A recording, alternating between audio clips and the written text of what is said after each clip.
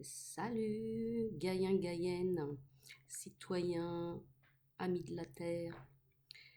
Eh ben, c'est Marianne toujours, et ça veut toujours dire liberté, égalité, fraternité. Il n'y a pas de raison que ça change. Même si dans notre beau pays de Gaulois réfractaires, euh, ils sont pas tous si réfractaires que ça d'ailleurs, à mon grand dame. Euh, Ça se voit pas toujours très bien. D'ailleurs, notre président Macron en est le parfait contre-exemple au vu de ce qui s'est passé ces 2 dernières années et même depuis le début de son mandat. Voilà, voilà. Enfin bon, bref, c'est toujours la guerre, c'est toujours moche. Pour ceux qui continuent à regarder les médias traditionnels et leurs fake news, eh ben oui, c'est vrai, je ne le dénie pas. Il y a des victimes ukrainiennes. Puis il y a plein d'autres victimes dont on ne vous parle pas, des victimes dans tous les pays du monde. Pensez à toutes les guerres qui ont été faites par les Américains et dans les années précédentes. D'ailleurs pas par Trump, assez curieusement, bien que ça soit un grand méchant, comme on l'a bien décrit. Euh, mais Obama a quand même pas mal de sang sur les mains. Mais là, par contre, Poutine, effectivement, il est très très méchant. Alors évidemment, je condamne absolument la guerre. Évidemment, j'ai une compassion sans fin pour toutes les victimes ukrainiennes, mais aussi pour toutes les victimes de tout ce qui se passe dans le monde, notamment les victimes de la crise du coco, parce que ça soit tous les gens qui ont perdu leur boulot, tous les petits commerces qui ont fait faillite, les soignants qu'on ne réintègre pas et qui sont sans revenus, sans possibilité d'avoir un job parce qu'ils ont refusé les injonctions. Ah ben ça, curieusement, personne n'en parle, comme si ça n'existait pas. Et c'est bien là l'art du récit. Parce que comme vous l'avez constaté, le coco n'existe plus. Mais effectivement, ça devenait plus tellement crédible avec un Omicron tellement faible. Euh, et pourtant, ça n'empêche pas, encore une fois, comme je vous l'ai dit la semaine dernière, qui parle de picouse et de faire une quatrième injonction. Ben pourquoi pas? Pourquoi pas 5, 6, 7, 8, 9, 10?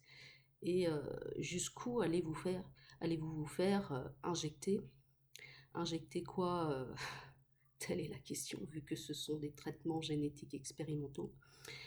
Et tiens d'ailleurs, en parlant du récit et des fake news, c'est assez bizarre que là, par contre, pour ce qui concerne euh, tous les effets secondaires beaucoup plus importants qu'avec de vrais vax, euh, les morts, les statistiques sont explosives. Je vous conseille d'aller vous renseigner sur différents réseaux parallèles. C'est bien sûr pas dans les médias mainstream, même pas YouTube, Facebook, etc., l'oiseau cuicui et compagnie, que vous allez avoir la vérité. Je vous conseille d'ailleurs à ce titre, je crois que je vous en ai déjà parlé, moi mes sources ce sont entre autres choses Sud Radio, France Soir, que pour quelqu'un de gauche comme moi on n'aurait pas pu soupçonner que ça puisse m'intéresser, mais figurez-vous qu'ils ont un point de vue très intéressant et que vous soyez d'accord ou pas, ça vaut le coup d'aller voir les affaires sous une perspective différente, ça vous permettra au moins une prise de recul, une prise de hauteur, un pas de côté, et peut-être effectivement d'avoir un point de vue, disons, plus large. Parce que quand on se focalise sur effectivement les horreurs qui se passent avec la guéguerre, là, et ça en est une vraie, je le sais, je le dénie pas. Mais bon, ça vaut le coup d'aller y regarder parce que justement, nos amis américains, là, le pays le plus puissant du monde, avec des conditions sociales complètement terribles pour certaines personnes, et y compris chez nous aujourd'hui, hein.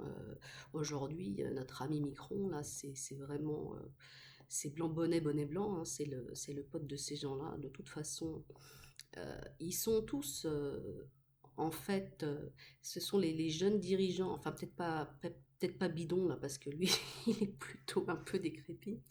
Euh, mais même Poutine, d'ailleurs, fait partie des jeunes dirigeants très prometteurs qui ont été formés par les amis de notre ami Klaus Schwab du Forum économique mondial.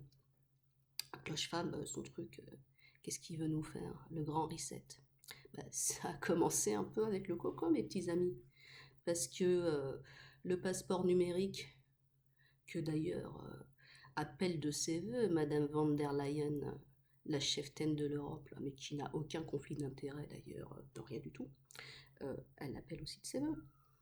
Et assez bizarrement d'ailleurs, j'ai vu cette semaine sur une de mes sources de news, que je vais vous donner d'ailleurs, qu'il avait pour la première fois mis en place ce fameux passeport digital en, je vous le donne Émile, Ukraine.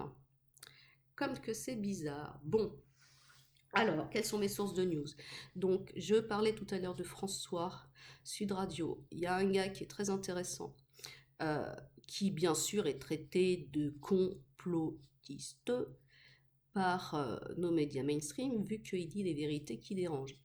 Alors, il dit peut-être pas tout le temps des vérités, je ne suis pas fact-checkeuse. Par contre, je crois mes tripes et je crois mon intuition. Et je suis sûre qu'il y a une grande partie de ce qu'il nous partage qui est absolument malheureusement vrai. Donc, ce monsieur, il suffit de chercher Silvano, S-I-L-V-A-N-O, Trotta, T-R-O-T-A. Pour l'instant, Google ne l'a pas censuré. Donc vous pouvez très bien trouver très facilement son canal Telegram. Il est très très très prolifique. Le gars, en fait, c'est un chef d'entreprise, mais c'est un peu sa mission de vie que de nous ouvrir les yeux, un peu comme c'est la mienne aussi, d'une autre manière. Et donc, il nous diffuse tout un tas d'informations. Et vous serez très étonnés. Dès que le conflit en Ukraine a commencé, d'ailleurs, il nous a parlé des fameux laboratoires euh, appelés autrement Biolab, installés par les États-Unis sur le territoire ukrainien. Biolab dont les objectifs seraient de cultiver des virus et y faire des gains de fonction. Tiens, tiens, comme ce qui était le cas dans le cas du laboratoire de Wuhan, qui nous a donné le coco d'ailleurs. Mais on pourrait se demander si le coco n'est pas venu d'ailleurs. Enfin bref, on peut se poser ce genre de questions. Qu'est-ce que je voulais vous dire d'autre? Ah oui, d'ailleurs, tiens, en parlant de lanceur d'alerte, mon ami Russell Brand, bien entendu, s'est fait traiter de plotiste. Et tout le monde dit qu'il dit des grosses âneries. Bien que lui, alors là, à la différence de moi, c'est un gros professionnel qui va voir sur des sources qui sont très bien travaillées, des travaux de journalistes indépendants qui vous donnent une toute autre je sais plus parler, une toute autre face de la vérité. Donc, je vous invite vraiment à vous interroger sur la soupe qu'on vous fait avaler tous les jours. D'ailleurs, mon ami Neuneu, qui est toujours là, je pense, est très d'accord avec moi. N'est-ce pas, Neuneu? Ouais, il a l'air d'accord, c'est cool. Bon, que voulais-je vous dire d'autre? J'ai voulu acheter. Il y a un bouquin qui est paru cette semaine, mais aux joies, quelque part, j'ai pas pu l'avoir parce qu'il est déjà épuisé, ce qui est plutôt bon signe. C'est Robert Kennedy Jr. qui a écrit un livre sur Fauci, Bill Gates et le Big Pharma. Tiens, tiens, tiens, ils auraient pas des plans? Ah non, mais on est des complots. C'est tout fait pour nous embêter, tout ça. C'est tout fait pour qu'ils gagnent de l'argent en nous injectant des traitements génétiques qui feraient de nous des bêtes. Bon, pourquoi pas. De toute façon, je l'ai commandé, donc en principe, je l'aurai dans la semaine et je pourrai certainement vous en parler un petit peu plus. Je vous rappelle encore une fois ceci. Faut pas se leurrer, on est quand même dans une guerre spirituelle. Parce que ces gens des Big Pharma, ce qui leur fait surtout peur, c'est qu'on n'ait pas peur. Justement. Donc ils nous maintiennent dans la peur, comme ça on se rend malade, on croit tout ce qu'on nous dit, et puis on devient esclave de médicaments en tout genre, de traitements en tout genre, etc. Alors qu'en principe, l'être humain, il a de vrais super pouvoirs, notamment des pouvoirs d'auto-guérison. Mais tout ça, ça se travaille notamment en méditant, en allant chercher en soi et en élevant sa vibration pour justement être en bonne santé tout simplement. Alors ça paraît simple comme ça prend un peu plus de temps. Ceci dit, je suis la preuve vivante que c'est vrai, puisque depuis quelque temps, je vais beaucoup mieux. Et d'ailleurs, en l'occurrence, la crise du coco a été pour moi un déclencheur, puisque j'ai eu beaucoup de temps pour prendre du recul et travailler sur moi. Alors, quelle autre chose je voulais vous dire? Oui, donc je continue, à défaut de vous montrer un nouveau livre, à lire celui-ci. Et plus je le lis, plus ça ressemble à la vie qu'on est en train de nous mener ici. Tiens d'ailleurs, à propos de dictature, de réécriture de l'histoire, etc., est-ce que vous êtes au courant, on ne vous a peut-être pas trop parlé du convoi des camionneurs au Canada, même si à un moment donné il fallait en parler parce que c'était difficile de le cacher. Savez-vous que le Premier ministre canadien Trudeau, pour faire cesser ce mouvement, avait déclaré la loi martiale, coupé les comptes en banque de crowdfunding, je crois que je vous l'ai déjà raconté d'ailleurs, des camionneurs et des gens qui avaient donné au crowdfunding. Vous appelez ça comment, vous? Vous appelez ça comment? Ben, on se pose la question, puis c'est le même qui va donner des leçons en disant que quand même Poutine ne peut pas censurer des journalistes dans son pays. Parce que lui, Trudeau, il est vraiment pour la démocratie et la liberté de parole. Et ben là, heureusement que je suis assise, et bien assise, parce que sinon je pourrais tomber par terre, moi je vous le dis. Alors, bref, en tout cas, qu'est-ce que je voulais vous dire d'autre? Ah oui, tiens, un autre bouquin que je ne vous ai pas montré avant. Celui-là, je ne l'ai pas encore lu, mais il est pas mal. Je ne l'ai pas trouvé pour une fois dans une librairie ésotérique, quoique les autres ne sont pas tellement ésotériques non plus. Mais il y a un certain nombre d'auteurs, notamment dans le domaine économique, enfin dans tous les domaines, qui donnent justement leur point de vue sur le fait de se relier. Rappelez-vous quand même, d'un point de vue symbolique, quand on a été confiné, quand on nous a mis des muselières. D'ailleurs, au joie, il n'y en avait pas cette semaine et ça fait respirer pas mal. C'était aussi une manière de nous séparer. Ils nous ont séparés aussi en faisant critiquer les picousés, pas picousés, fléchettés, pas fléchettés. Parce que c'est vrai que, regardez-moi, je suis une criminelle potentielle. J'ai voulu tuer mes concitoyens en ne me piquant pas. Elle n'est pas belle, la vie? Eh bien, je vous rassure, je ne suis pas du tout criminelle. J'ai simplement voulu préserver ma santé avec mes tripes. Et aussi, si ma fille peut garder sa mère un peu plus longtemps, c'est mieux pour elle. Alors, une dernière chose dont je voulais vous parler aujourd'hui, parce que en fait, les réseaux sociaux, bah, c'est du réseau, donc plus on tire sur le fil, plus on trouve des trucs. Alors des fois, bah, c'est intéressant, des fois c'est des redites. Et là, cette semaine, j'ai trouvé une nénette absolument extraordinaire, qui était donnée d'ailleurs sur un des canaux Telegram que je suis. Alors, je suis le médecin qui s'appelle Astrid Strudelberger, je crois, ou Stuckelberger, je ne me rappelle jamais son nom. Je crois qu'elle est suisse.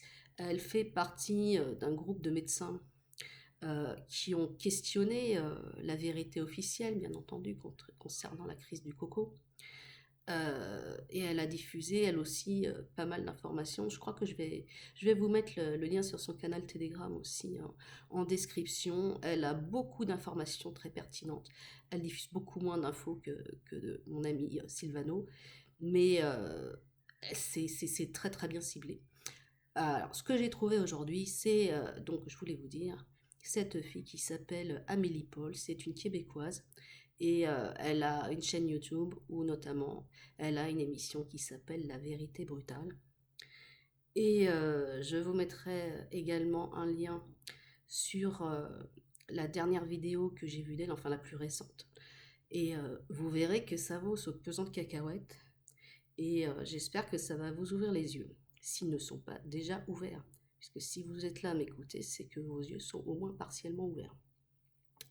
Donc, je vous inviterai bien évidemment, pour donner de la visibilité à mes vidéos et pour